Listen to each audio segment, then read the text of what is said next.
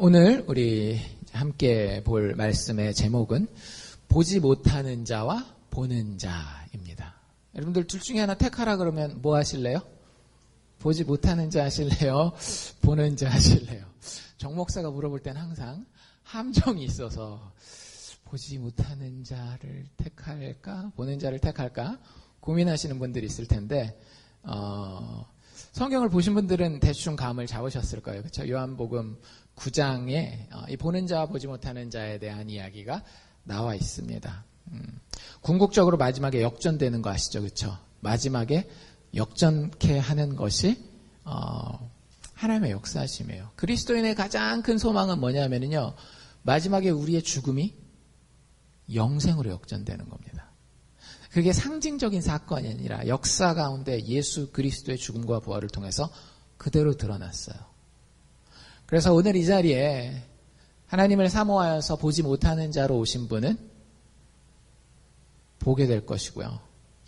본다 하는 자는 하나님 보지 못한다라고 하는 걸 우리 인생 살아가는 동안에 철저하게 증명해 주실 겁니다.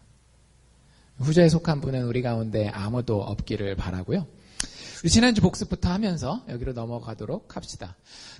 지난주 이야기가 그렇게 다른 이야기는 아니에요. 지난주에서부터 계속 예수님이 이번 주까지 2주 연속 뭐라고 얘기를 하시는가 하면은요, 요한복음 8장과 9장에 내가 빛이다. 내가 없으면 볼 수 있다, 없다? 없다. 이렇게 얘기를 해요. 이 그림 내가 신기해서 한번 가지고 와봤는데요. 여러분들, 우리는 저 원통형의 물건이 어떻게 생겼는지 알죠? 그쵸? 우리는 3차원을 보기 때문에 저게 이렇게 돼서 길쭉하게 생겼구나 라는 거를 우리는 볼 수 있단 말이죠. 그쵸? 근데 저 종이 너머에 있는 사람들은 빛을 비춰서 보이는 그림자밖에 못 보잖아요. 그쵸? 그래서 이렇게 비추면, 지금 저 그림에서 오른쪽에서 비추면은요, 그 그림자를 보는 사람들은 늘 뭐라고 얘기를 하겠어요? 그 물체는 네모예요. 사각형이에요. 정사각형이에요. 이렇게 얘기할 거예요. 그렇죠? 왼쪽에서 빛이 비쳐서 저 오른쪽 위쪽으로 그림자가 생겨서 그걸 보는 사람들은 뭐라 그러겠어요? 그 물체는 동그라미예요. 라고 이야기하지 않겠어요? 그 사람들은 전체 그림을 다 본 거예요? 못 본 거예요? 못 본 거죠. 여러분들, 우리도 똑같습니다. 우리가 인생 다 볼 수 있다라고 교만하게 착각하지 마세요. 내 인생 죽을 때까지만 여러분들 계산하셨죠? 그쵸? 몇 살이 되든지 그 죽을 때까지만 계산하셨는데 그게 다 봤다라고 생각하시면 착각이에요. 그 너머에 더 큰 현실이 존재합니다. 아직 우리가 그걸 다 이해할 수는 없어요. 그래서 그걸 보여주기 위해서 오신 분이 누구냐? 우리가 못 본 그걸 보여주기 위해서 오신 분이 바로 예수님이라고 하는 거예요. 여러분들이 예수를 붙잡고 예수 그리스도의 십자가의 죽음과 부활을 매일매일에서 묵상하면서 그게 도대체 내가 오늘 자식 키우는 데는 무슨 의미인지, 그게 도대체 나의 질병을 다루는 데는 어떤 의미가 있는지, 그게 도대체 내가 지금 나가서 일하고 돈 버는 데는 무슨 의미가 있는지를 여러분들이 하나님 앞에 겸손하게 내가 못 보니까 주님이 보시죠, 볼 수 있도록 도와주십시오 하면 그제서야 예수 그리스도의 빛으로 우리가 인생을 보게 되는 겁니다. 그걸 보는 사람들은요, 지금 이 세상을 살아갈 때 자유로워지는 거예요. 그래서 예수님이 지난주에 뭐라고 말씀하셨는지 기억나세요? 너희가 내 말에 거하면. 그러니까 예수님이 그랬잖아요. 네가 나를 통해서만 봐야 된다니까. 내가 너희의 인생을 잘 되게 하기 위해서 그거 보여주려고 온 거야. 지금 당장은 죽을 것 같지. 근데 아니야. 그걸 거쳐야 네가 그 다음 단계로 나가는 거야. 너희가 그 내 말 안에 거하면, 그걸 믿을 수만 있으면, 참 믿어지면 참 좋겠는데 이건 목사가 강요한다 그래도 안 되는 거더라고요. 저는 여러분들을 위해서 기도할 뿐입니다. 예수를 믿으십시오. 그분이 다 책임지셨고 다 이루셨습니다. 근데 그 말에 어쨌든 성령의 도움으로 거하게 되면은요, 우리는 이제 세상의 제자가 아니라 예수 그리스도의 참 제자가 됩니다. 그리고 나면 어떻게 돼요? 진리를 알지니. 이제 현실이 보이는 거예요. 저게 왜 사람들이 저걸 동그랗다 그랬는지 이제 이해가 되는 거예요. 진리를 알지니 그 진리가 너희를 자유케 하리라. 예수 믿는 거는요, 그래서 우리의 어떤 자연적인 사고를 가지고 되는 것은 절대 아닙니다. 왜냐하면 보이는 것 너머에 예수의 영생의 나라를 바라보는 것이 예수 믿는 거거든요. 여러분들에게 그 시각이 있습니까? 보이지 않는 것을 보겠다라고 하는 다짐과 믿음의 결단이 있느냐라고 하는 거죠. 그렇다라고 하면 성경은 우리에게 아주 자신 있습니다. 너희의 인생이 자유로울 것이다. 진짜 자유로워져요. 우리 오늘 보게 되는 말씀도 이제 그 연장선상에서 나오게 되는데, 오늘 이야기 읽어오신 분들 누구에 대한 이야기였죠? 어떤 한 남자였는데 그 사람이 질병이 하나 있었죠. 장애가 하나 있었죠. 뭐였어요? 눈을 볼 수가 없는 사람입니다. 그러니까 이 연결되는 게 보이시죠? 8장에서 내가 세상의 빛이다. 내가 없으면 너희가 보지 못한다 얘기했고요. 그 이야기에 대한 예화로 예수님이 이걸 지금 쓰시는 거예요. 그리고 그 뒷부분에 가면 또 예수님이 오늘 9장에서도 내가 세상의 빛이다라는 이야기를 합니다. 내가 아니면 볼 수 없어 하면서 이 사람의 이야기를, 날 때부터 소경된 자를 예수님이 눈뜨게 하시는 그 이야기를 보여주고 계십니다. 우리 다시 한번 복습해 볼 텐데요. 요한복음에 나오는 모든 기적은 기적이 아니라 뭐라고 기록되었다라고요? 표적, 그냥 미라클이 아니라 사인이라고 기록되어 있다라고 말씀드렸죠. 그래서 예수님이 행하신 기적이 많지만 특별히 예수님 그 십자가에 달리시기 전까지 몇 개의 기적이 기록되어 있다라고요? 7개의 기적이 선별된 거예요. 근데 단순히 신기한 일이 일어났다라고 하는 기적이 아니라 이 7개의 교훈을 알려주기 위해서 표적으로, 사인으로, 이 사인 보면 오른쪽으로 가면 되겠구나 이런 교훈을 얻잖아요. 그렇죠? 그런 교훈을 주기 위해서 요한이라고 하는 이 저자는 기적의 이야기를 하나씩 굉장히 선별해서 여기 지금 기록해 놓고 있는 겁니다. 오늘 우리가 보게 되는 이 눈먼 자를 낫게 하는 이 표적은 몇 번째 표적인지 혹시 세보셨어요? 갑자기 이런 걸 물어볼 줄이야. 그냥 읽어오라고만 그랬는데. 6번째 표적입니다. 그럼 이제 앞으로 하나 남았죠. 그 하나는 죽은 나사로를 살리는 표적이에요. 그래서 그 전에 이제 끝에서 2번째 요한이 기록하고 있는 그런 기적인데, 이야기가 예수님이 이 사람의 병을 고치는 거는 굉장히 짧게 나와 있어요. 1절에서 한 7절까지 7절만 보면 예수님이 병 고치는 장면이 다 나와 있습니다. 1절 말씀 읽어오신 분들은 아시겠지만 예수께서 길을 가신다라고 얘기를 합니다. 근데 그 길을 가실 때에 날 때부터 소경된 사람을 보신지라라고 이야기해요. 스탑. 거기 잠깐 멈춰보세요. 뭐 특이한 거 못 발견하셨어요? 예수께서 길을 가실 때에 날 때부터 소경된 사람을 본지라. 뭐가 특이한가요? 이 사람이 눈이 멀었는데 언제부터인지를 굳이 설명하고 있어요. 그렇죠? 그거 모른다고 병 못 고치는 건 아니겠죠. 근데 일부러 이 사람이 태어날 때부터 소경된 사람이라고 하는 거예요. 생각해 보세요. 예수님이 다른 소경들도 만날 수 있었겠죠. 그리고 다른 소경들도 고쳤거든요. 근데 소경 중에는 이런 사람들도 있습니다. 잘 태어나서 잘 보고 있다가 초등학교 다닐 때 친구들이랑 놀다가 사고 나가지고 뭐 공을 맞았다든지 뭘 찔렸다든지 해가지고 잘 살다가 눈먼 사람도 있을 거 아니에요. 그렇죠? 그런 사람들도 예수님이 고쳤을 수도 있어요. 근데 요한이 일부러 고른 오늘 이야기의 병자는 어떻게 눈먼 사람이래요? 태어날 때부터 눈이 멀어 있는 사람이래요. 예수님이 이 사람을 일부러 만날게요? 우연히 만날게요? 일부러 만난 거예요. 왜? 표적으로 쓰기 위해서. 뭔가를 가르쳐주기 위해서. 뭘 가르쳐주려고 그러시는 걸까요? 왜 하필 태어날 때부터 눈먼 사람을 골랐을까요? 예수님이. 하고 많은 그 눈먼 사람들 중에서. 이게 인생을 보여주는 거예요.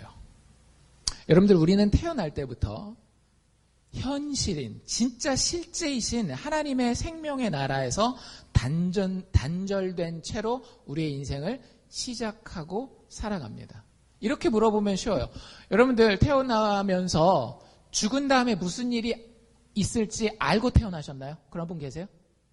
죽은 다음에 무슨 일이 있을지 알고 태어난 사람은 우리 중에 아무도 없습니다.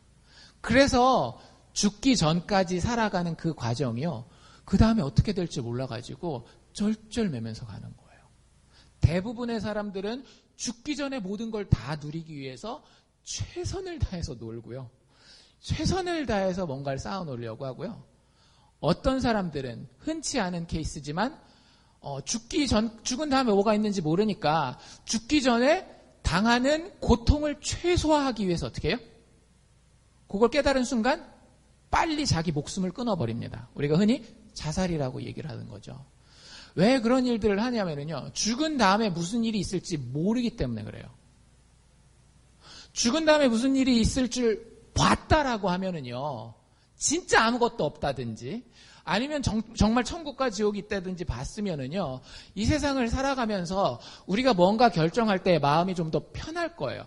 과연 내가 노후를 얼마 정도 준비해 놔야 되는가? 내가 50년, 60년 살다가 죽을지, 70년, 80년 살다 죽을지, 그리고 그렇게 살다가 죽는 것이 맞게 인생을 사는 것인지, 죽은 다음에 내가 감당할 수 있을 것인지, 이런 거에 대한 것이 분명하게 설 거라고요. 근데 그렇지 않잖아요. 도대체 몇 살까지 살아야 될 거를 준비해 놔야 되는지 이런 것도 모르겠고, 그리고 난 다음에 죽어도 내가 인생을 제대로 살았는지에 대한 질문이 나이 들고 철 들면 철 들수록 내 속에는 더 깊이 박혀요. 그게 나이 들었는데도 안 되면 그건 굉장히 철이 안 드는 거예요. 인생 제대로 살았는지에 대한 질문. 근데 성경은 정확하게 이렇게 얘기하고 있다라는 거예요. 인간이라고 하는 존재는요. 태어날 때부터 그 하나님의 영생의 나라에서 단절된 채로 살아간다라고 하는 거예요. 그렇게 인생을 시작한다라고 하는 거예요. 그래서 인생이 여러 가지 어려운 고비들을 겪게 됩니다. 우리가 그걸 고통이라고도 하고 고난이라고도 하는데 그 사람을 보고 제자들이 예수님께 질문을 해요. 사실 우리도 많이 하는 질문이죠. 뭐라고 질문하는가 하면 2절에 제자들이 물어 가로되 랍비여, 예수님한테 물어보는 겁니다.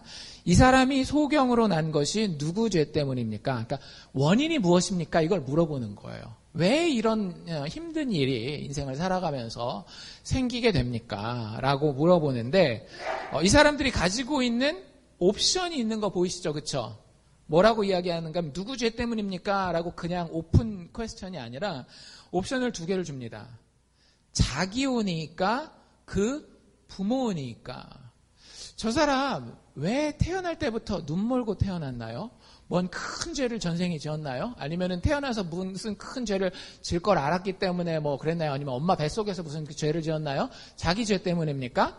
아니면 부모가 애를 잘 태교도 하고 애 태어나기 전에 좀 착하게 그래도 부지런하게 선하게 살았어야 되는데 그렇게 못 살아서 하늘의 심판을 받은 겁니까? 이렇게 물어봐요. 왜 그런지 못 보는 거죠, 지금. 제자들은 전혀 이게 왜 그런지 보이지가 않는 상태에서 본인들이 할 수 있는 최고의 추측을 하는 겁니다. 여러분들도 어려운 일을 겪으셨을 때 한번 생각해 보세요. 사기를 당했다든지 아니면 큰 병에 걸렸다든지 자녀에게 문제가 생겼다든지 여러분들도 막 생각을 하죠. 무슨 생각을 해요? Why? 왜? 네, 여러분들 오늘 제자들이 전형적인 우리 인간들의 답이에요. 한 가지 우리가 선택할 수 있는 길은 뭐냐 하면은요. 남 탓하는 거예요. 저 사람 때문이야. 저러저러한 환경 때문이야. 하면서 심지어는 누구 탓까지 하는가 하면 하나님 탓까지 하면서 이런 일이 생긴 것은 우리 자식이 이렇게 잘 못된 것은 내가 이번에 사업에 이렇게 어려운 것은 누구누구 때문이야 라고 이야기를 합니다. 전혀 틀린 얘기는 아니죠. 근데 여러분들 그것만 가지고 지금 내가 겪고 있는 모든 고민과 고통이 정확하게 다 설명이 되던가요? 그렇지 않아요. 많은 경우에요. 다른 사람을 이렇게 원망하는 자리에만 묶여 있으면은요. 절대로 그 다음 삶이 발전하지 않습니다. 참 신기하죠? 심지어는 정확하게 그 사람을 찝었어도요. 가장 큰 원인 제공자를 찾아서 찝었다 할지라도요. 그 사람 때문이야, 그 사람 때문이야, 그 사람 때문이야, 그 사람 때문이야 하는 게 내 인생의 문제를, 고통을, 고난을 해결해 주지는 않아요. 우린 자꾸 거기 가요. 부모 때문입니까? 우리 아버지가 나를 금수저를 하나 확 물려줬어야 되는데 흙수저밖에 못 물려줘가지고 지금 내가 이 모양 이 꼴입니다. 어렸을 때 누가 나를 잘 지도해주고 가르쳐주기만 했으면 내가 지금 훨씬 더 나았을 텐데 내가 그걸 못 배워가지고 다 부모님 탓입니다. 사회 탓입니다. 대통령 탓입니다. 하여튼 탓은 다 할 수 있잖아요. 근데 일반적으로 우리가 고난을 당할 때, 어려움을 당할 때 할 수 있는 반응이에요. 두 번째는 어떤 반응이에요? 내가 못나서 그래. 내가 어제 뭐 잘못해가지고 그래. 내가 뭔가를 행동을 잘못했든지, 먹을 걸 잘못 먹었다든지, 판단을 잘못했다든지, 이런 것 때문에, 나 때문에 그래. 우린 죄책감이라 그러잖아요. 여러분들 그거 아세요? 모든 사람에게는 죄책감이 있다라고 하는 거? 대부분 인정 안 하실런지 모르겠는데요.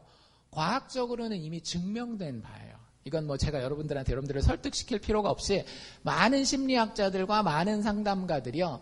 사람들을 다양하게 인종과 연령대를 상관없이 다 연구를 해보면은요. 사람들은 그 크기가 크고 작고의 문제이지 죄책감을 가지고 살아갑니다. 그게 무슨 얘기예요? 내 인생에 뭔가 잘못된 일이 일어나면 그 누구 때문에 그렇다라고? 나 때문에 그렇다라고. 그래서 그런 게 우리가 또 선택할 수 있는 하나의 옵션이기는 합니다. 제자들이 그렇게 물어본 거예요.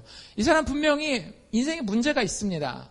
태어나서부터 보지 못하는, 그래서 다른 사람에게 다가갈 수도 없고 자기가 원하는 것을 할 수 없는 되게 힘들고 어려운, 그리고 다닐 때마다 막 넘어지고 이럴 거 아니에요. 고통스러운 그런 어려운 환경 가운데 있는데 예수님, 자기 때문에 그런 거예요? 아니면 다른 사람 때문에 그런 거예요? 이렇게 물어봐요. 예수님의 답은 뭐예요?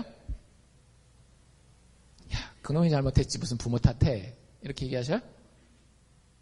안 그래요. 그럼 반대죠? 그래. 그 주변에 부모가 일단 유전자를 잘못 물려준 거야. 그 부모 탓에다가 또 환경적으로 그걸 잘 커버할 수 있는 의료 시스템도 안 돼 있고 그 주변 탓 때문에 그런 거야. 그렇게 얘기하시나요? 아니에요. 영어로 뭐라고 대답하시냐면요. Neither. 둘 다 아니라는 거예요. 여러분들 이 두 개가 남 탓하는 거나 내 탓하는 거나 공통점이 있는 거 아세요? 우리는 되게 반대되는 것 같잖아요. 남의 탓을 하거나 내 탓을 하거나 되게 반대되는 것 같죠. 근데 아니에요. 이 두 가지가 굉장히 비슷한 겁니다. 우리가 고난을 당할 때에 두 가지 세계관이 등장할 수 있는데 이 두 가지는 같은 세계관이에요. 어떤 세계관이냐면요. 율법적인 세계관입니다. 룰이 있고요. 그 룰대로 내가 하건 남이 하건 하면 거기에서 대가를 받는 거예요. 내가 열심히 했으니까, 내가 깨끗하게 했으니까, 그래서 거기서 대가를 받는 세계관입니다. 근데 여러분들 진짜 여러분들 마음에 손을 얹고 인생을 한번 돌이켜 보십시오. 여러분들이 정말 열심히 산 시기가 있었을 거예요. 그렇죠? 다른 사람이나 이런 사람한테 흠 하나 잡히지 않을 정도로 정말 열심히 산 시기 중에 여러분들 고난을 당했었던 시기가 혹시 있지 않나요? 있을 텐데요. 나이를 어느 정도 먹어가면 내가 열심히 했음에도 불구하고 율법대로 살았음에도 불구하고 이게 내 뜻대로 인생이 가지 아니하고 오히려 더 힘들고 더 고통스러운 그런 장면들을 만나는 것을 우리가 많이 봐요. 그래서 율법적인 세계관은요. 내가 분명히 했는데 말이 안 되는 순간을 맞이하게 됩니다. 그럼 어떻게 되는 거예요? 멘붕이 되는 거예요. 그때부터는 도덕적으로 타락하거나 아니면 인생에 대해서 자포자기하는 그런 상황들이 발생하게 됩니다. 남의 탓을 하거나 내 탓을 하거나 이 사람들은 어쨌든 기준을 가지고 요걸 내가 하면 고통이 없어지고 내가 안 하면 고통이 온다 이렇게 생각을 해요. 여러분들 우리 주변에요. 특별히 그렇게 잘못 안 했는데도 고통 가운데 있는 사람들도 있어요. 그러니까 제발 사람들 보고 특히 교회 다니는 사람 최소한 이런 건 하지 맙시다. 누가 아프거나 누구나 다치거나 누가 사고 나거나 누가 사업하다가 힘들어지거나 경제적으로 어려워지면 저 사람 또 뭔가 잘못해가지고 내가 그럴 줄 알았어. 제발 그러지 마세요. 여러분들 그거 되게 무서운 겁니다. 그 기준이요 결국엔 나를 심판할 거예요. 그 율법적인 기준이고요.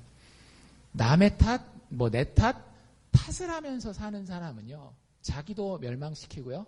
다른 사람도 멸망시켜요. 그리고 답이 없어요. 결정적인 건. 여러분들 이 세계관을 가지고는 내가 고통을 당했을 때 혹은 내 주변에 아주 가까운 참 내가 아끼는 사람들이 고통을 당했을 때요. 해결책을 제시해 줄 수가 없습니다. 되게 똑똑해는 보이지만. 나머지 한 가지 세계관은 뭐냐면요. 예수님이 가지고 있었던 세계관이에요. 예수님 neither. 둘 다 아니다. 그 둘 다 율법적인 해결책이다. 율법적인 접근법이다라고 이야기하면서 예수님이 3절에 보면 대답하시되 이 사람이나 그 부모가 죄를 범한 것이 아니라 그러면서 뒤에 뭐라고 얘기를 하고 있어요?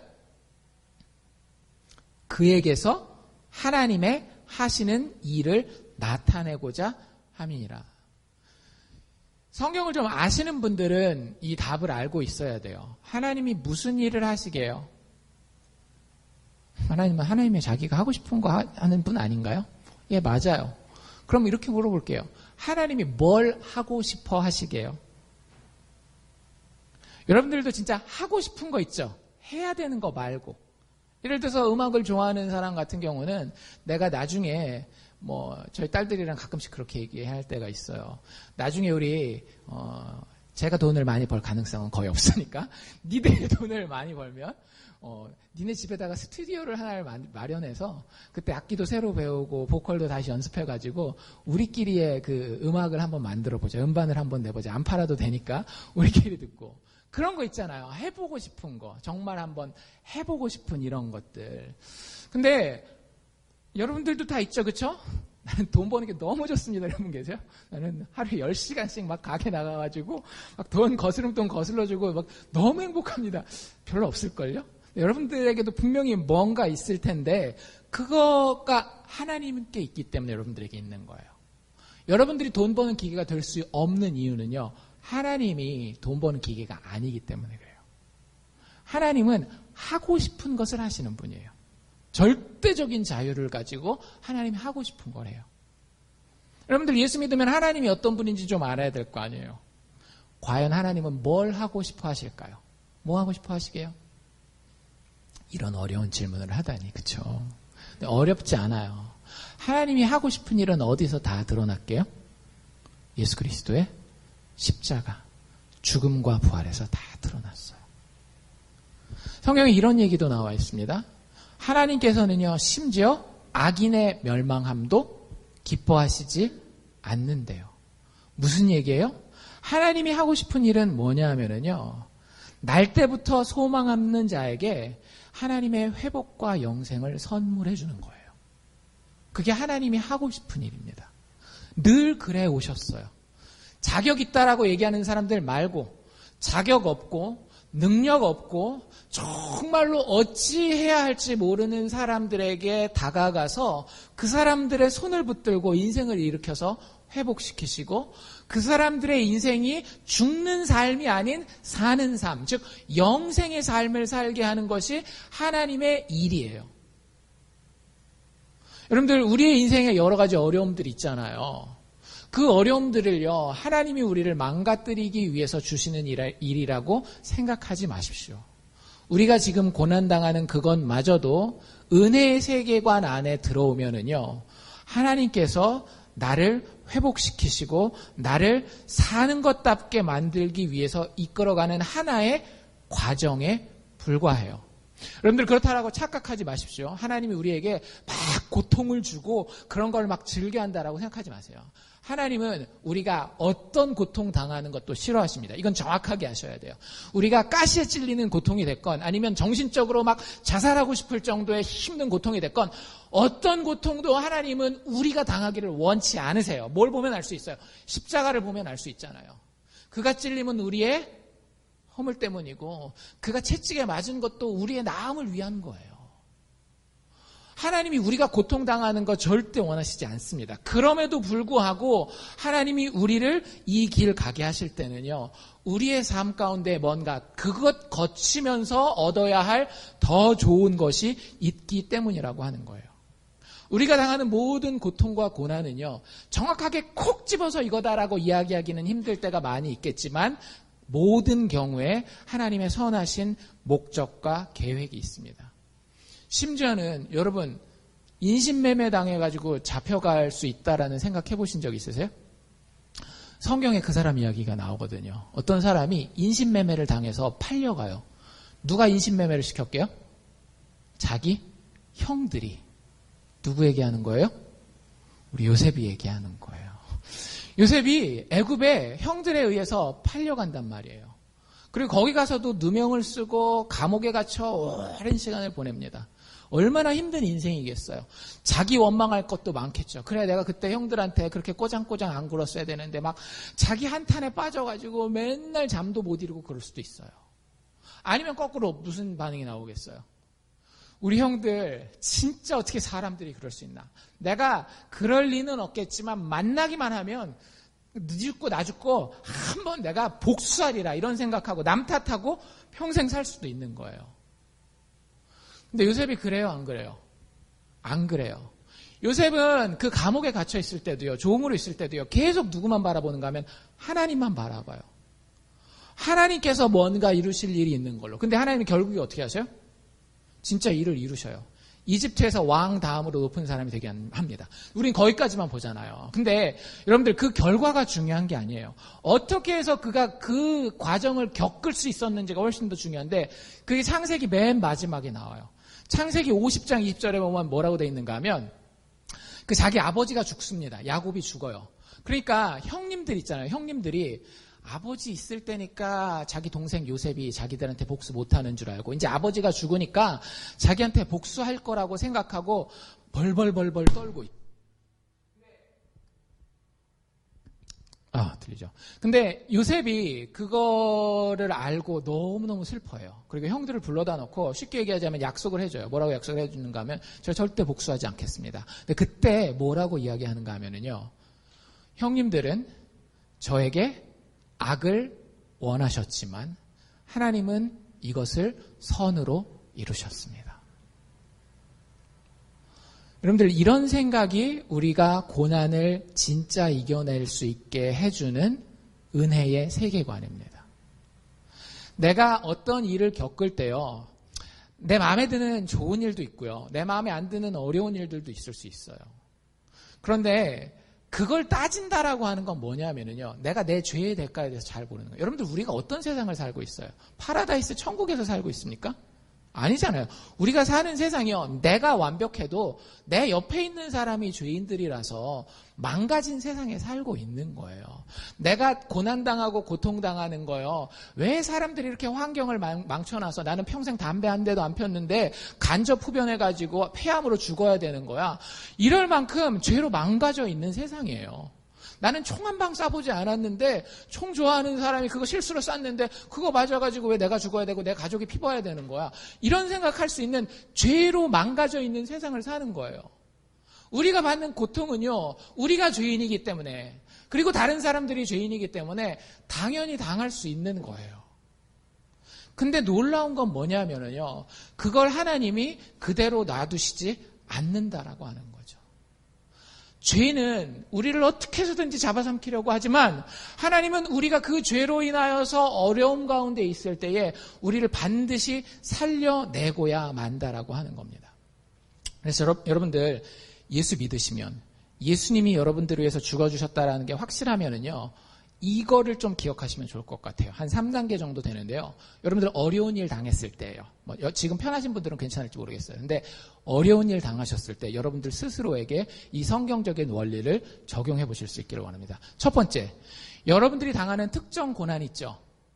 지금 막 당하고 있는 특정한 고난. 그 특정한 고난은요, 여러분의 어떤 특정한 죄 때문에 그런 게 아니에요. 다시 한번, 내가 지금 당하고 있는 특정한 고난은 나의 어떤 특정한 죄 때문에 당하는 거다, 아니다? 아니라는 거예요. 많은 분들이 예를 들어서 사업하다가 자식 키우다가 얘가 요번에 뭔 잘못했어요. 그러면 별의별 걸 다 꺼내잖아요. 그쵸? 그때 내가 요렇게 했었어야 되는데, 그때 못한 그 실수 때문에, 실수도 사실은 죄거든요. 그것 때문에 내가 지금 그 벌을 받는구나. 대가를 치르는구나. 장사하는 것도 마찬가지고, 건강에 대한 문제도 마찬가지고, 여러분들 우리가 고난 받는 거는 죄에 대한 거가 맞긴 해요. 우리가 죄에 대한 세상에서 살기 때문에. 근데 하나님은요, 절대 우리를 어떤 특정한 한 죄 때문에 특정한 어떤 심판으로 처벌하지 않습니다.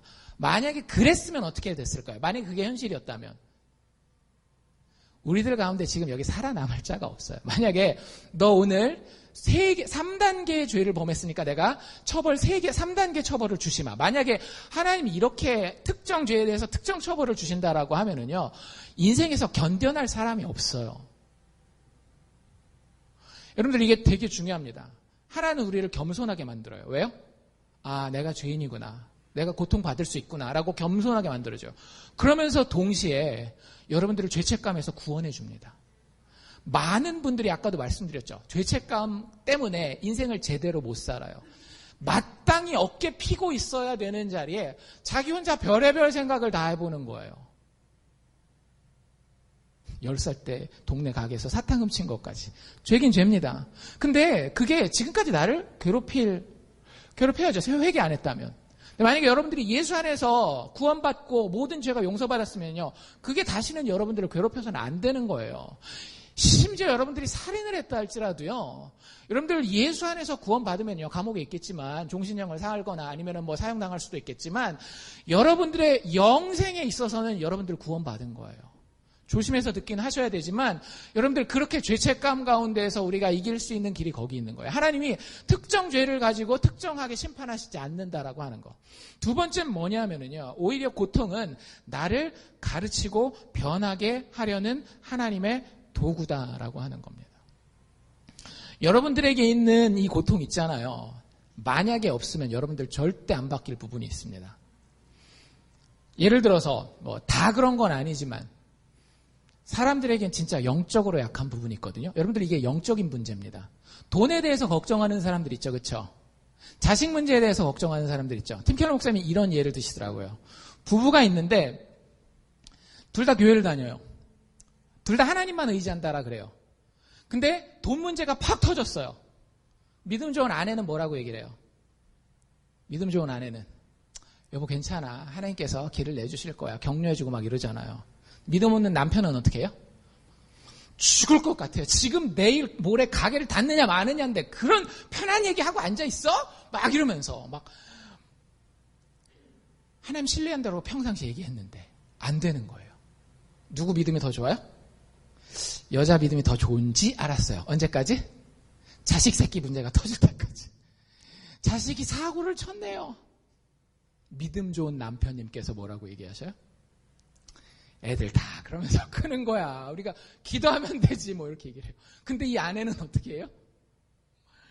아니 지금 애가 앞날이 이제 다 막혀가지고 인생 끝나게 생겼는데 남편이라고 하는 아빠라고 하는 작자가 그거밖에 관심이 없느냐고 막 이렇게 얘기를 하는 거예요. 여러분들 이 두 사람의 문제는 뭔지 아세요? 단지 돈에 대한 문제가 아니라 자식에 대한 문제가 아니라요. 마음 가운데에 누구를 의지하느냐, 무엇이 신이 되어 있느냐에 대한 문제예요. 이 예화에서 남편에게는 돈이 신이 되어 있는 거고요. 아내에게는 자식이 신이 되어 있는 거예요. 성경은 그 부분을 하나님이 만지신다라고 이야기를 합니다. 어떤 사람에게 교만함이 문제라면 그 교만함을 다루기 위해서, 어떤 사람에게 말투가 문제라고 한다면 그 말투를 다루기 위해서, 뭐가 되든지 여러분들 우리에게 죄된 부분이 많이 있는 건 아시죠? 다른 사람한테 얘기 안 하는 부분 여러분들 있잖아요. 알면서도. 때로는 인식도 못하는 부분도 있단 말이에요. 나도 모르는. 하나님은 아셔요, 모르셔요? 하나님 아셔요. 하나님 여러분들 고쳐놓기를 원해요. 여러분들 예를 들어서 여러분이 정말 어떤 동네의 아이를 아껴요. 사랑해요. 애가 엄마도 없고 아빠도 없이 하는데 어렸을 때부터 봤어요. 되게 아끼고 참 했는데 애가 부모가 없으니까 크는데 보니까 빗나가고 엇나가는 거예요. 맨날 마약하고 술 마시고 사고 치고 다니고 여기는 이제 foster family라고 그러죠. 돌봐주는 집들 여기저기 막 돌아다니고 거기서도 계속 사고치고 미움받고 여러분들이 너무 마음이 아파서 그 아이를 데리고 왔어요. 그리고 여러분들 호적에다 넣어줬습니다. 진짜 엄마 아빠가 되어주었어요. 뭘 바라세요? 이제 됐다. 너는 엄마 아빠 있으니까 고아에서 벗어난 것으로 만족하시겠어요? 여러분들 집에 들어와서 맨날 밤 늦게 또 들어오고 술 마시고 들어오고 여전히 밖에서 사고치고 돌아다니기를 여러분들이 바라시겠냐라고요. 정말 그 아이를 사랑한다라고 하면. 안 그렇죠? 여러분들 어떻게 해요? 애가 어리다라고 한다면 때려서라도 애 사람 만들려고 하지 않겠어요? 그걸 우린 뭐라고 불러요? 폭력이라고 부르지 않습니다. 그럴 때는. 사랑이라고 불러요. 하나님이 우리를 하나님 나라에 부르실 때도 똑같은 거예요. 야, 너 죄 지어서 지옥 가야 되는데 내가 그거 씻어줬어? 됐어. 이제 천국 간다. 아니에요. 하나님 우리를 어떻게 해서든지 깨끗하게 만들어 놓기를 원해요. 우리가 어떻게 해서든지 부지런한 사람 되기를 원하고요. 어떻게 해서든지 규모 있는 사람이 되기를 원하고요. 어떻게 해서든지 자비를 베풀 줄 아는 사람이 되기를 원하는 거예요. 어떻게 해서든지 어떤 상황에서든지 용기 있게 자신의 인생을 하나님 의지하여서 뚜벅뚜벅 걸어갈 수 있는 용사가 되기를 원한다라고요. 근데 그게 안 되잖아요. 절대 안 돼요. 우리 힘으로는. 근데요. 많은 경우에 내가 상상하지 못했었던 일을 겪고 난 이후에 내가 다른 사람이 됩니다. 여러분들 이게 인생의 법칙이에요. 여러분들에게는 정말로 기적적인 어떤 그런 경험이 필요하거든요. 근데 하나님이 여러분 인생에 그렇게 역사하고 계세요. 그게 사람의 도움이 됐건 혹은 주변 환경을 통한 어려움이 됐건 그건 상관없어요. 하나님은 그거에 개의치 않으셔요. 왜? 어떤 것이 되었건 하나님은 모든 것이 합력하여 선을 이룰 수 있는 능력이 있기 때문에. 그런데 때로는 마귀가 우리를 꼬드겨서 어떤 어려움 가운데 빠지게 할 때도요. 하나님 그냥 잠잠하실 때가 있어요. 욥기 보면 나와 있죠. 그렇죠? 그때도 하나님은 어떻게 하셔요? 그걸 통해서 욥에게 갑절의 축복을 허락하십니다. 여러분들 예수 믿으십니까? 예수님이 정말 죽고 나를 위해서 다시 살아났다라는 걸 믿으시면은요. 여러분들의 어려움과 고통과 문제 가운데에 분명한 하나님의 선하신 뜻과 계획이 있다라는 걸 믿으십시오. 이것이 여러분들을 용기 있게 만들어 줄 것입니다. 그래도 힘들다. 그럼 어떻게 해야 되겠어요? 이제 됐다. 다 포기하고 난 내 맘대로 할란다. 안 돼요. 그래도 힘들다. 또 어디로 돌아가는 거예요? 십자가로 돌아가는 거예요. 그리스도인의 고통은 특정 죄에 대한 특정 심판이 아니라고 말씀드렸고요. 그리고 그 고통은 나를 가르치고 변하게 하시려는 하나님의 선하신 도구라고 말씀드렸는데 여러분들 우리가 이렇게 얘기를 해요. 왜 내가 고통당할 때 하나님 나를 모른 척 하십니까? 내가 기도할 만큼 하지 않았습니까? 내가 울부짖을 만큼 울부짖지 않았습니까? 주님 어디 계십니까? why에서 이제 질문이 where로 바뀌게 되는 거죠. 근데 여러분들 십자가를 보세요. 예수님 십자가에 올라가시기 전에 하신 말씀이 하나 있어요. 예수님의 제자 중에 그 혈기왕성한 베드로가 칼을 들고 예수님 붙잡으러 왔었던 사람들을 갖다가 막 치려고 그러거든요. 근데 예수님이 결국에는 칼 거둬라라고 얘기하고 하시는 얘기가 뭐냐면요. 나한테 능력이 없어서 여기 붙잡혀 가겠니? 내가 군단이나 되는 수천 명, 수만 명 되는 천사들을 불러서 지금 이 자리를 벗어날 수 있어. 하지만 그렇게 하면 내가 너희의 고통을 책임질 수 없거든. 난 너희의 고통에서 도망가지 않아. 여러분들 내 옆에 이런 사람이 한 명 있으면 얼마나 좋아요. 내가 남편들 한번 기 살려봅시다. 남편들이 막 사업을 하다가 잘 나갔어요. 아내들이 아주 잘해줬어요. 어느 날 큰 장애물을 만나서 사업이 폭삭 망해버렸습니다. 근데 아내가 이렇게 얘기를 해주는 거예요. 여보, 우리가 길바닥에 나앉더라도 당신 떠나지 않아. 우리 사랑하잖아. 그러면 힘들어도 남자가 해볼 만한 겁니다. 여자분들 아시겠죠? 그게 진짜 사람을 살려요. 사람만 살리는 게 아니라 제가 그런 케이스들을 보면은요, 사업도 살리더라고요. 무슨 얘기인지 이해가 되시죠? 여러분들, 우리가 고통을 받아요. 제가 절대 고통이 하나님의 뜻이기 때문에 쉬울 겁니다. 이 얘기하는 거 아니에요.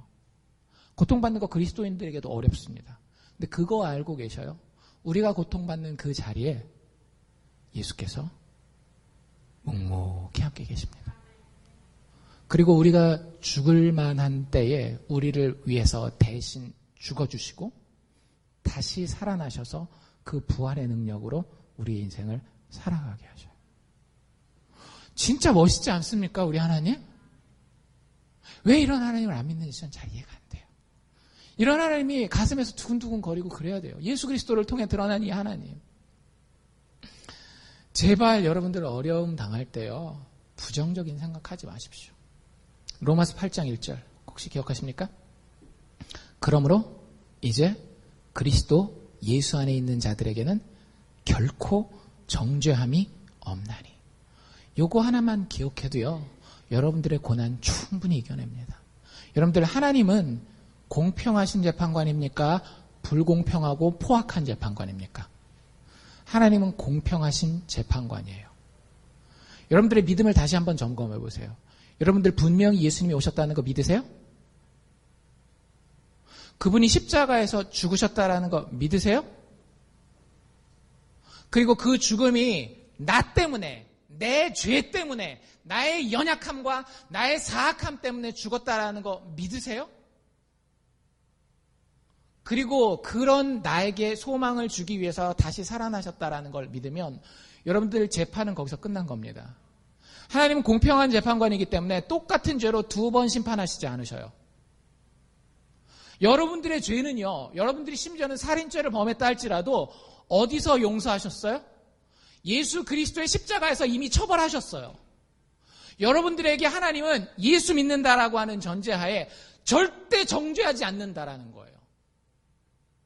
여러분들은 죄인이 아니에요.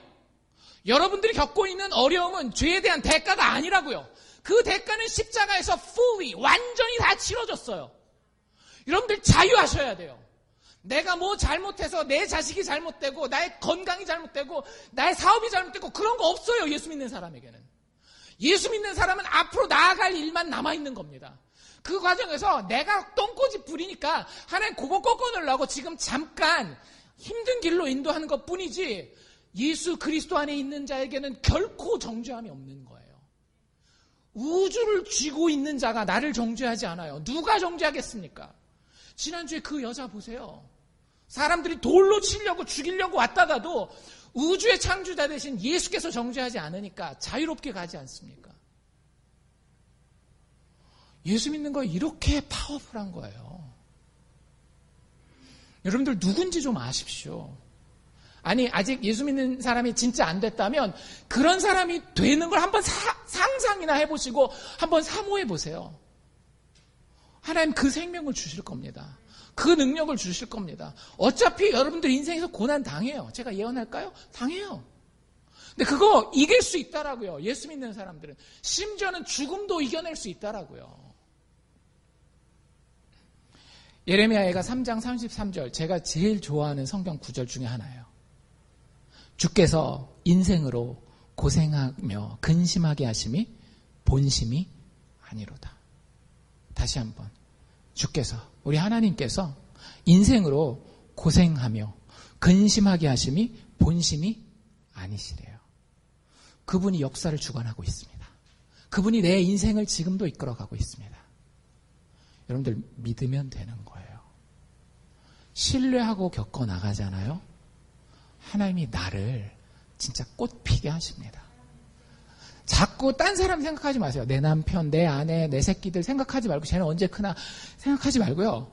여러분들 주변에 있는 사람들이 정말 잘 크기를 바라세요? 여러분들 남편이 조금 더 철들었으면, 아내가 조금 더 세상을 이해했으면, 아니면 자식들이 참 내가 원하는 대로 커졌으면, 아니 내가 원하는 것 이상으로 커졌으면, 만약에 그런 생각이 있다면요, 답은 하나예요. 여러분들이 하나님 앞에, 예수 그리스도의 복음 앞에 믿음으로 엎드러지는 겁니다. 여러분들이 변할 거예요. 예수 믿는데 안 변할 수 없습니다. 절대적인 진리예요. 근데 그러면은요, 그 옆에 있는 사람들이 진짜 변해요. 여러분들이 율법적인 세계관을 가지고 서면 여러분들 주변에 있는 사람들도 율법적인 세계관으로 설 거고요. 여러분들이 은혜의 세계관을 가지고 십자가 바라보면서 서면 여러분들 주변에 있는 자들도 능력 있는 은혜의 세계관을 가진 자들이 된다라고 하는 거죠.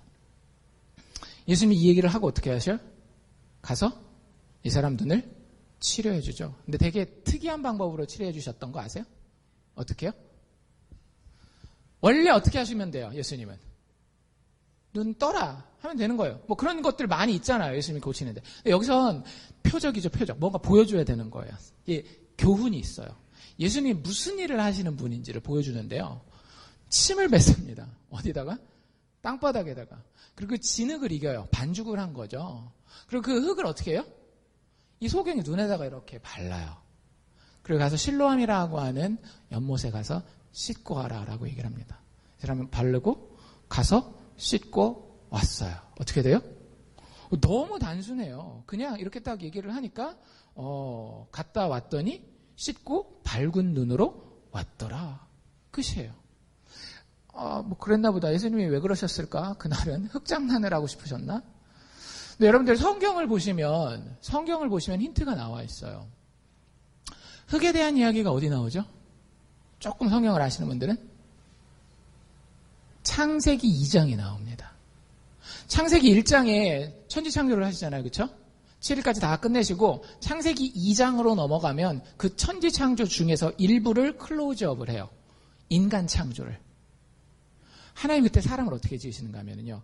흙으로 사람을 지으시고 그 코에 생기를 불어넣으시니 사람이 생명이 되었다. 살아있는 영.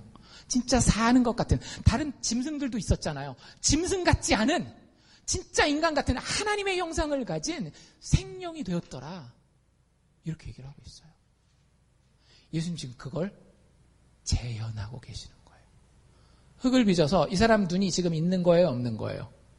기능적으로 봤을 때 장님리 두 가지가 있거든요. 아예 눈이 발달하지 않은 사람들이 있고 눈이 발달했지만 기능이 없는 사람들이 있는데 뭐 어떤 상황인지는 잘 모르겠어요. 근데 기능상 사실 없는 눈이에요. 근데 흙을 어떻게 한 거예요?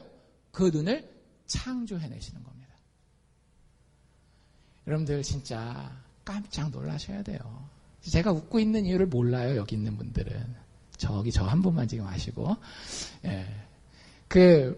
진짜 조금 이따 말씀드릴게요. 이것만 기억하세요. 그냥 원리만 기억하세요.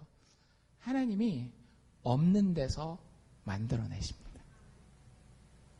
하나님이요, 없는 데서 만들어내세요.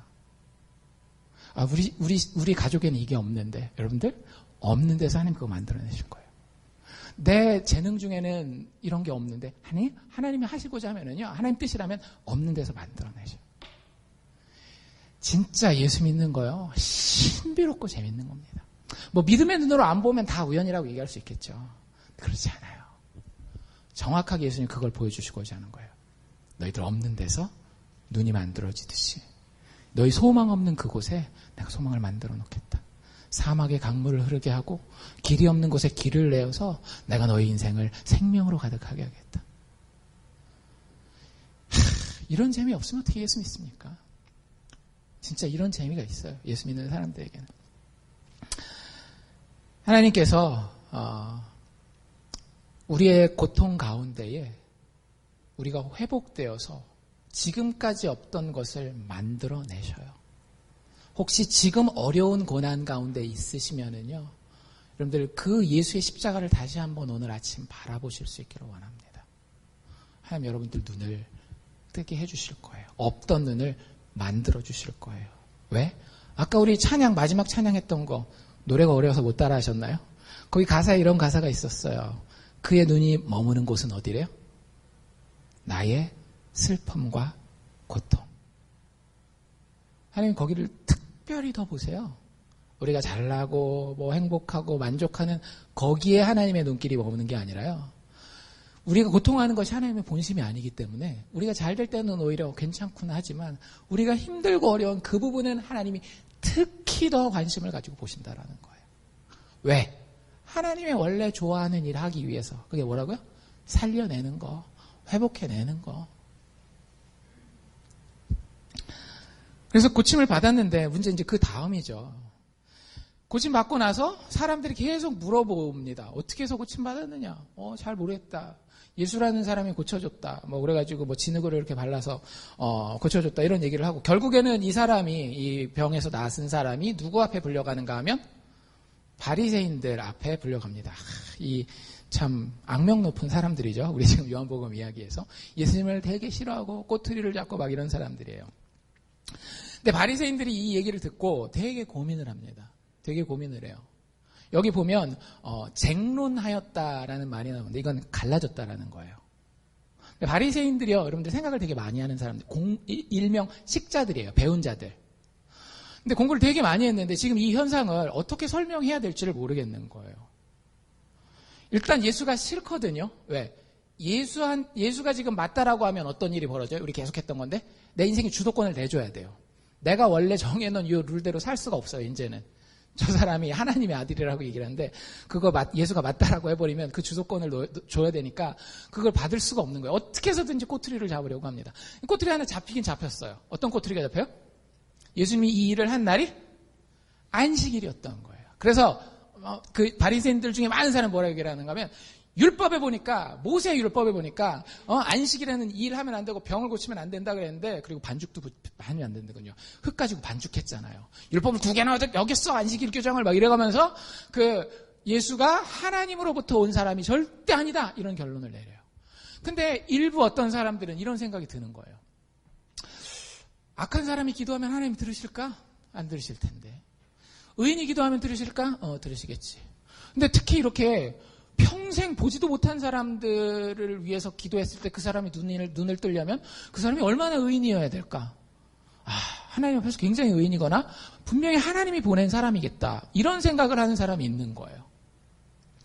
여러분들, 예수님의 이 죽음과 부활 앞에, 그리고 여러분들 주변에서 만나게 되는 살아있는 그리스도인의 삶의 모습 앞에 여러분들이 아직 예수 믿지 않는다라고 하면은요, 고민하십시오. 여러분들에게는 두 개의 옵션이 있습니다. 끝까지 내 주도권을 잡는 거예요. 그리고 그냥 인생을 그렇게 사는 겁니다. 나머지 하나는요, 혹시 이게 진짜가 아닐까라고 고민을 해보는 거예요. 믿으라고는 제가 말을 못해요. 왜냐면 이건 믿어지는 게 아니기 때문에. 그러니까 내가 믿으려고 한다고 믿어지는 게 아니기 때문에. 성령께서 내 마음을 감동시켜야 되기 때문에. 근데 이게 진짜일 수도 있겠다라는 생각은 한번 해보세요. 저 사람이 저렇게 살고 있는 그 모습이 예수 때문에 저렇게 산다라고 얘기를 하는데, 여기 그렇잖아요. 예수 때문에 내가 눈을 떴다니까요. 예수 때문에 드디어 이제 인생을 보고 인생을 인생답게 살아간다라니까요. 이야기하는 그 간증 앞에서, 그 고백 앞에서 고민을 한번 진지하게 해보세요. 일단 진짜 눈을 떴는지 안 떴는지부터 봐야 됩니다. 예수 믿는 사람들이요, 여러분들이 와가지고 내가 아무리 행복해요 얘기해도 따져보셔야 돼요. 아무리 예수 믿는다라고 얘기를 해도 가짜 행복을 이야기하는 사람들이 있거든요. 근데 만약에 어떤 사람이 여러분들이 진짜 봤는데 예수 믿기 때문에 능력이 있어요. 예수 믿기 때문에 기쁨이 있어요. 예수 믿기 때문에 만족이 있어요. 그럼 여러분들 고민해 보셔야 되는 거예요. 진짜일까? 최소한 이런 생각 안 드세요? 진짜가 아니라도 진짜 저런 게 있다면 우리 가족도 나도 인생이 저랬으면 좋겠다라는 생각 해볼 수 있지 않나요? 근데 있어요. 진짜 그런 세계가 있습니다. 이렇게 신문을 하면서 계속 갈라지고 못 믿는데 결국에는 누구를 부르는가 하면은요, 이 사람의 부모님들을 부릅니다. 부모님한테 따지죠. 네 아들 맞냐? 맞습니다. 날 때부터 소경 맞냐? 맞습니다. 그럼 그 다음 질문은 당연히 뭐겠어요? 어떻게 해서 보게 됐느냐? 근데 부모님들이 여기서 뭐라고 대답할게요? 아들도 맞고 날 때부터 소경이 된 것도 맞는데 우리 어떻게 낳았는지는 모르겠는데, 이거 되게 여러분들 이상한 반응인 거 아시죠? 여러분들 자식이 태어날 때부터 소경이었는데 눈을 떴어요. 그럼 자연스러운 반응은 뭐예요? 동네방네 누가 나보고 푼수라 그러건 말건 다니면서 막 자랑하면서 다니는 거 아니에요. 그쵸? 근데 지금 이 사람들 그렇게 못하고 있어요. 이유가 성경에 써 있었는데 혹시 기억하세요? 22절에 보면 이미 유대인들이 누구든지 예수를 그리스도로, 예수를 하나님의 구원자로 시인하는 자는 출교하기로, 쫓아내기로 결의하였기 때문에 그들을 무서워함이러라. 이렇게 얘기를 하고 있어요. 여기서 출교는요, 지금 우리가 생각하는 당신 우리 교회 나오지 마세요, 이 정도로 생각하시면 안 됩니다. 유대인 그 회당 공동체는요, 여러분들 그 옛날에 그 지금은 아니지만 이제 장사 같은 거 중세 시대라든지 아니면 뭐 얼마 전도 마찬가지예요. 길드라고 하는 그 상업 공동체 뭐 아니면 공업 공동체가 있으면은요, 그 사람들 공동체에서 쫓겨나면은요, 그 동네에서 장사도 못 해요. 뭐 그런 공동체가 유대인들의 회당 공동체라고 보시면 돼요. 그러니까 사실은 생존이 되게 힘들어지는 그런 상황이에요. 근데 어디다가 그 조건을 걸었어요? 예수를 믿느냐 안 믿느냐, 예수를 구원자로 믿느냐 안 믿느냐를 가지고 만약에 믿겠다? 나가. 다 필요 없으니까 나가. 이렇게 하기로 결정을 한 거예요. 그러니까 그게 당연히 어때요? 무섭죠. 지금 당장 내가 좌업을 이룰 수 있을 만한 그런 상황인데. 그래서 이 부모가 자연스럽게 반응합니다. 나는 잘 모릅니다. 여러분들, 제가 이걸 자연스럽다라고 이야기한 거는요, 이 눈뜬 이야기가 이 부모들에게는 남의 이야기이기 때문에 그래요. 교회 다니는 분들 중에 예수님이 좋다, 예수님 부활하셨다, 예수 믿고 정말 하나님이 우리에게 살게 하시는 영생과 같은 삶이 지금 존재한다라고 얘기하면 목사가 얘기하니까 들어야죠. 다 듣고 이렇게 얘기를 하는데요. 많은 분들이 교회 다니면서 그 눈뜬 이야기가 남의 이야기예요. 결정적인 순간이 되면 어떻게 될까요? 자기가 감당하기 힘들 만한 고난이, 어떤 손해가 찾아오잖아요. 반드시 떠납니다. 그런데 그 사람이 장로냐 권사냐 그거 중요하지 않아요. 그 눈뜬 사실이 내 사건인지 아닌지가 중요합니다. 뒤에 보면 누구 얘기가 나와요? 눈뜬 사람 이야기 나오거든요. 눈뜬 사람 부모 신문하고 난 다음에 또 불러와요. 너 어떻게 된 거냐? 아까 다 얘기하지 않았습니까? 그러면서 이 사람이 결국에는 뭐라고 얘기를 하는가 하면, 내가 봤을 때 이 사람은 하늘로부터 온 구원자 메시아입니다 라고 이야기를 해버립니다. 근데 이미 이 유대인 회당에서 어떻게 결정했다라고요? 그리스도라고 얘기하는 자는 쫓아내기로. 이 사람 어떻게 했어요? 쫓겨나요? 안 쫓겨나요? 제가 말 실수했네요. 잘못이요. 다시 이래요? 안 그래요. 쫓아냈을 때 당당히 나갑니다. 왜? 부모와 다르게 이 사람이 그럴 수 있었던 이유는 그 눈뜬 사건이 내 사건이었기 때문에. 여러분들, 저희 교회 믿음 좋다라고 주장하시는 분들이 있을 수 있어요. 믿음이 좋으시면 여러분들에게 눈뜬 사건이 있어야 됩니다. 완벽하다라는 얘기는 아니에요. 여러분들에게 세상이 우리를 공격해올 때 그 공격을 이길 수 있는 진짜 참 능력이 있어야 돼요. 세상에 우리를 쫓아내겠다라고 협박해도 그것을 이겨낼 능력이 진짜 눈뜬 사람에게는 있기 때문입니다.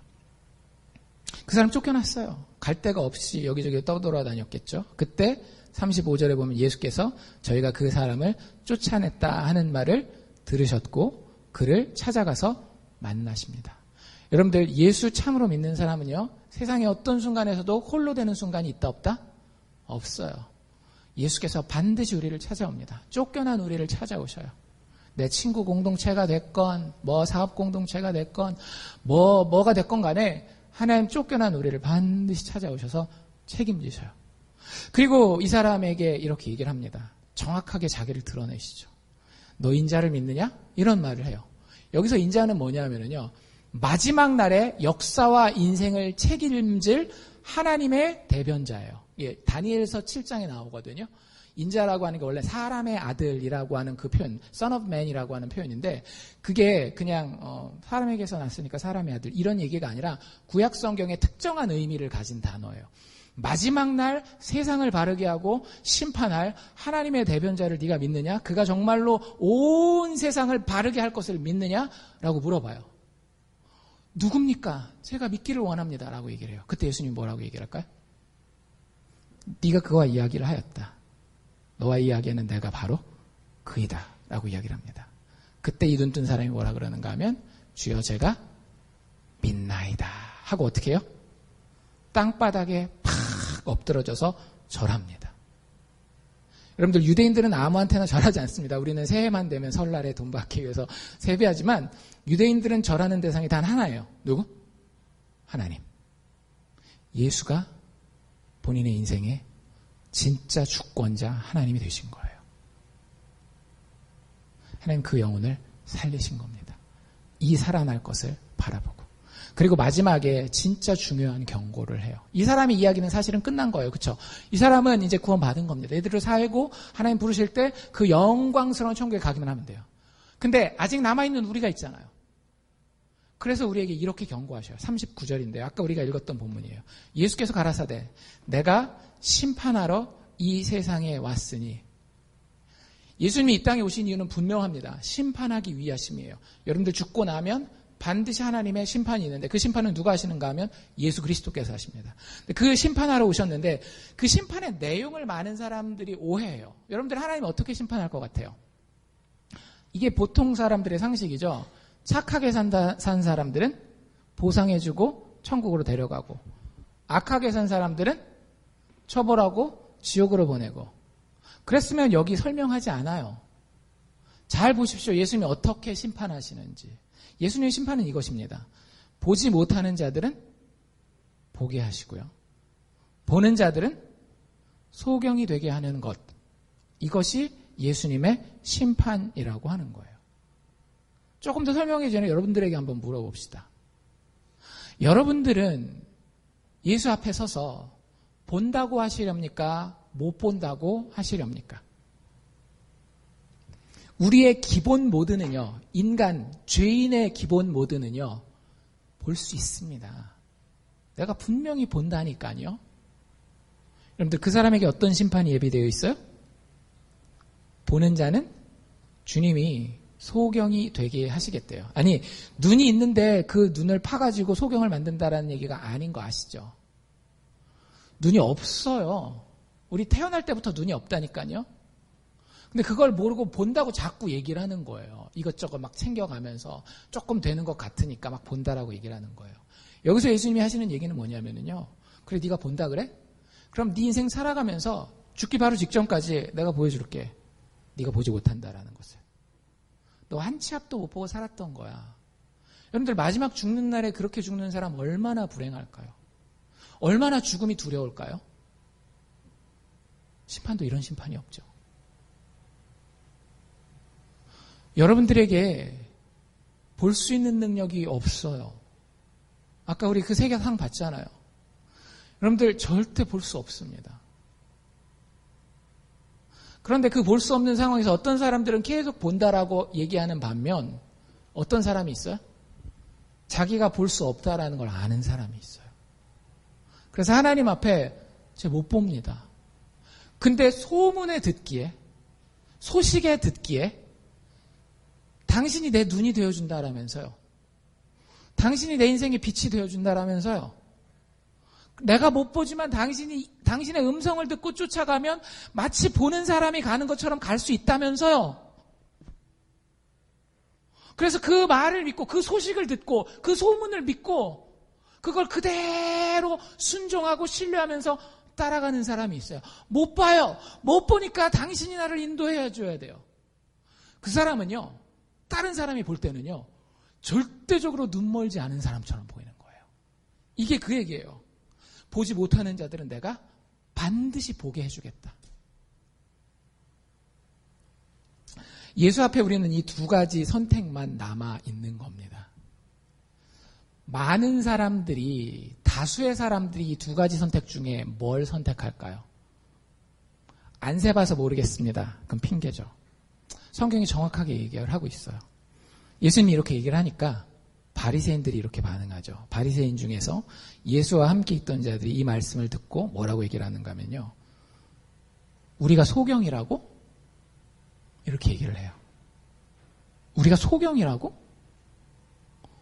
굉장히 기분이 상하는 거죠. 예수님이 너희들 소경이라고 하는 말에 동의할 수가 없는 거예요.